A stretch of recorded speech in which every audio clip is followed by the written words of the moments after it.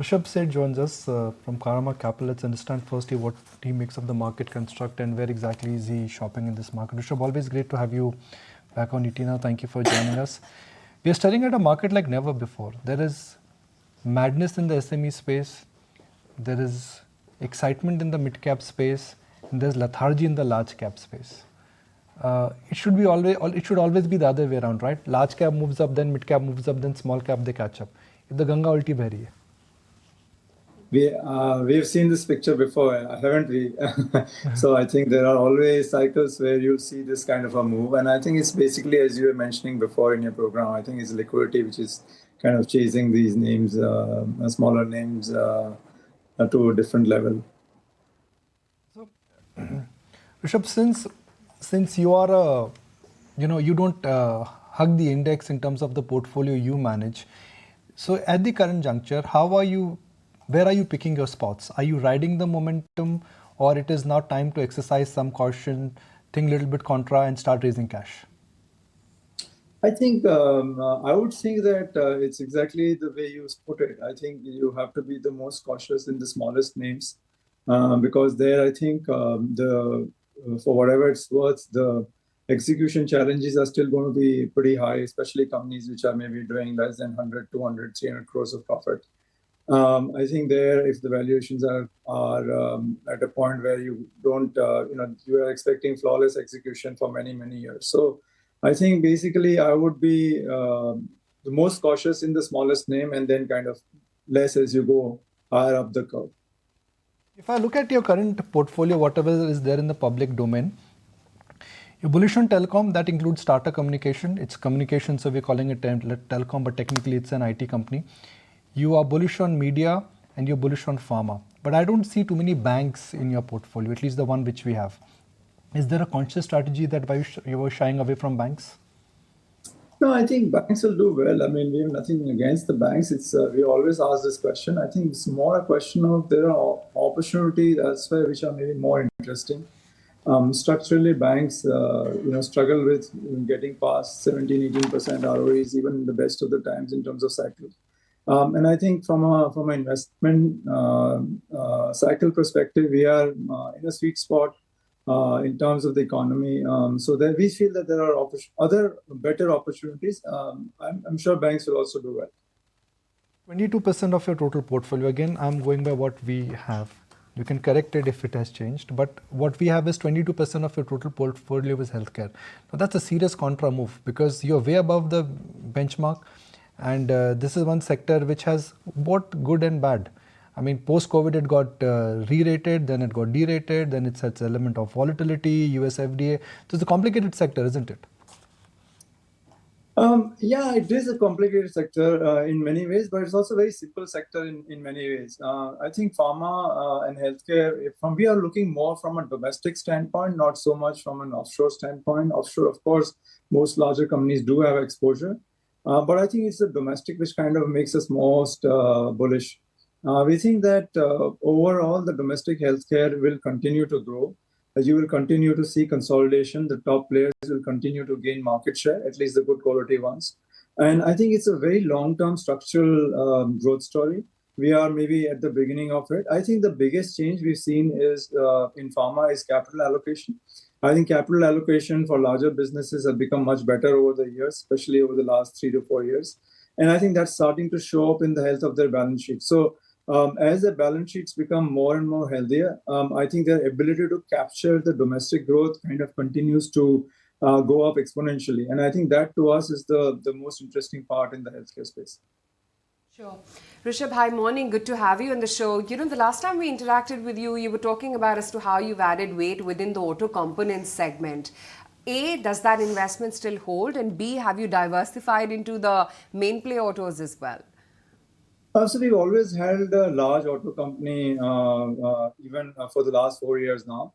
On the auto component side, we've continued to add weight. We've kind of stopped maybe in the previous quarter as the prices kind of went up.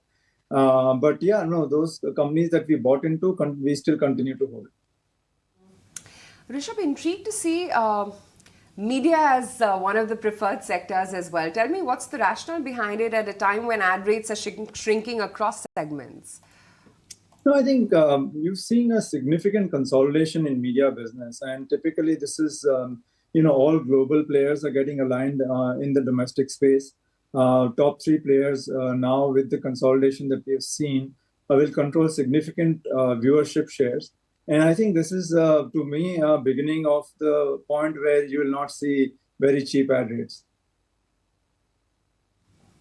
What would be, Rushabh, be the outlook when it comes to the entire, industrial sector, given the kind of boost that we're seeing from the government, an overall pickup, corporates sounding very confident?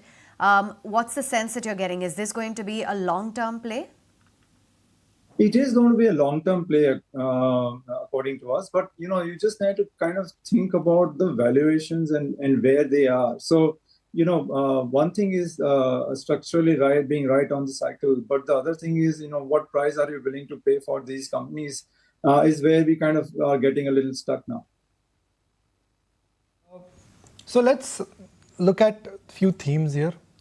One, based on cyclicality. B, based on the entire big picture. When I say big picture, the compounding. For next 1 to 3 year, which is where most of the PMS fund managers, they like to fish. Where do you think there is case for re-rating and de-rating?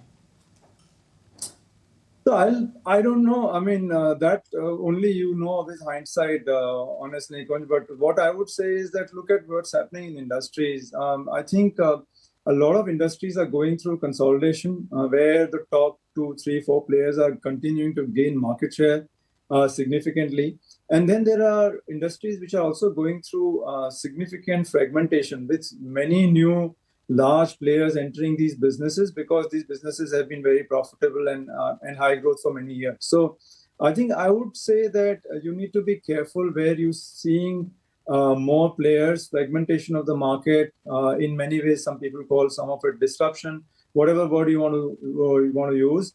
And where you are seeing consolidation, where you see structural consolidation, is where I think we will see over time a higher rating.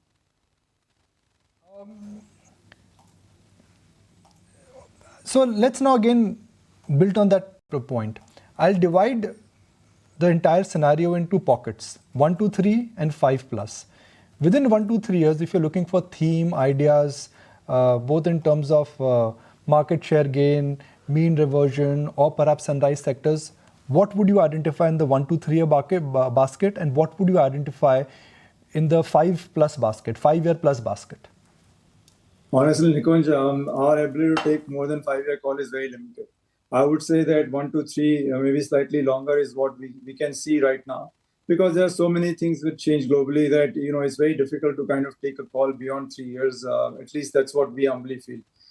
So from our perspective, we think that, and that's what our portfolios reflect. So if you look at, say, a pharma or a telecom, or for that matter, media, and then of course bottom-up ideas across the auto components, even infrastructure companies like airports, sports. We see that at least next 1 to 3 years we see a good opportunity, and we think that these companies are very well poised, and they are also available at a reasonable price. So for us, that's very important. You can have a very good play structurally, but if you pay a wrong price for it, then on the longer term it becomes more challenging to justify. Rushabh, do you think there is merit in turning contra now in IT? Because there are a couple of sizable large deals which some of these IT majors have bagged. And, while margin improvement could be slow, but revenue visibility definitely could see an uptick soon. I think it's difficult to take a call for us right now. I think we're still seeing a little bit of a struggle in terms of revenue growth for at least the larger players. We don't know if it will change in 1 quarter or 2 quarters. But you're right. In terms of valuations, a lot of these companies don't look very expensive. So we kind of have to wait and see where and how big a turn that we see in the revenue growth rate, because that to me is the key if you want to kind of increase exposure there. What is the right way of looking at, let's say, a theme like defense and railways? And I know you don't own them, but I just want to understand your thoughts here, because these are like the go-to stocks right now for HNI investors and even for the audience who's watching the show. How would you value, let's say, a business which is dependent on government capex and has a big runway ahead for next couple of years? Yeah, Nikunj, it's always going to be very tricky on these businesses because these are quite binary businesses in many ways. You get two large orders and kind of changes your order book significantly. And there is only one large customer. So basically, this customer can decide to order significantly at any point of time. So from our perspective, it becomes very difficult to judge these businesses on a more longer term basis. On a near term basis, I think the valuations have now reached a point where I think it will have to be more profitability and revenue growth, which will have to drive these businesses. The underlying value correction, where a lot of these companies were significantly cheap about, say, 2 years back, is, I think, almost done. I think it is going to be more revenue and profitability growth that you'll have to see. And for that, these companies are highly dependent on a single customer. And that's very difficult for us to decipher how the customer will behave. So you are absolutely right. The looks are like a reasonably large opportunity, but also keep in mind that we are running into an election year soon, and that's going to have some bit of an impact in terms of ordering. Of course, it's going to have also an impact pre-ordering. Sure. Rushabh, the other sector which is, really caught the fancy of everyone is definitely power, right? And I mean, the demand numbers are not something that you can negate completely. But again, within demand, within the power sector, while demand is on the surge, I think the bigger question is, what do you buy? Do you buy the distribution and the discoms? Do you buy the generators? Or do you buy ancillaries like, the solar rooftop theme, etc.? I think power is much more structural theme because you will not have country growth without significant growth in power output over the next 5 years. So my sense is it's a very longer term structural theme. Only thing we have to balance is how this power growth will play out in terms of renewables and existing thermal assets, as well as how the distribution behaves in terms of being able to collect money from consumers to be able to pay for this power. Because clearly in the past we've seen that that's where we've struggled, is that we are not bad at generating power, but we were poor at collecting power from the consumers and making them pay for it. And therefore a very small set of consumers pay a significantly large amount of, or bear a significantly large amount of burden for it. So I think the real key in power reforms, according to me, is to ensure that we end up making consumers who need to pay for it, because that is the only thing which will kind of drive the viability of the sector longer term. I just want to mark markets right now. What do we have? We have a nice little steady consolidation. I would use the word steady consolidation. The breadth is looking solid. The market in terms of the tone and the tonality, it seems to be perfect now. Where would you put in macro risk right now? The whole call that inflation will peak out somewhere in the year is getting changed. The whole idea that interest rates will peak out and they will go down, that is getting challenged now. What role do you think macro will play in the near term when it comes to flows and when it comes to market valuations? Honestly, again, Nikunj, it's a question beyond our pay grade. Our ability to predict macro is pretty much close to zero. From our perspective, there are macro risks in the environment, which we can't deny, especially higher commodity prices. As you mentioned before in your program, you're starting to see oil kind of go past the $90 mark after a long time. Similarly, other commodities starting to go up, and India is a large net importer of commodities. You have elections coming in about 9 months now. And you are absolutely right. I mean, no longer can we say for sure that interest rates will go down, at least in the near term. So I think there are these macro challenges in the environment, and even the economy is still not revving up. So it's we are still languishing. The growth is still languishing. That's what we get feedback from the ground. We are not seeing very strong volume growth. You've seen significant margin improvement this quarter. That was first quarter primarily coming from savings in raw material costs, because last year, same quarter, you had very high raw material costs. So I think the volume growth still kind of be elusive, and we're still struggling with the monsoon. So there are a lot of issues on the macro environment that we need to kind of worry about. Okay. Rishabh, if a client says, look, I liked your interview on ET now, I'm impressed with the way you're managing money, I'm going to write a check to you, which you're free to invest for next 3 years, no question asked. But what is the indicative returns after 3 years based on your understanding of market cycles and valuations? Will it be early double-digit, middle double-digit return, or beyond 20? Indicative, not a promise. No, I think you take a risk-free rate of return and put a equity risk premium to it. I think that's what you should look at as an investor. You are at a risk-free return of 7%. You put whatever equity risk premium that you want to put, maybe 6, 7%, 8%, depending on what your choice of number is. And that's really what you should look at on a slightly medium to long term as an equity investor. By my sense is, clearly we are not going to see what we've seen in the past 10, 15, 20 years because the risk-free rate of return was itself much higher. So I think that's what I would say to any investor who's looking to invest in equity. Risk-free number because ETF folks would tell us it is 3%. Equity diversified scheme will tell us 4%.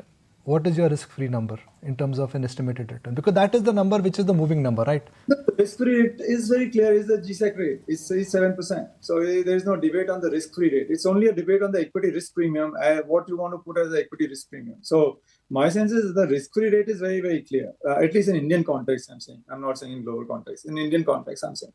And then you kind of decide where what you want to put as a equity risk premium to it. That is your number to kind of look at from an equity return perspective. Rishabh, so nice to have you on ET now. Thank you so very much for joining us and certainly hope to see much more of you going forward. Thank you so much, Nikunj. Thanks for having me.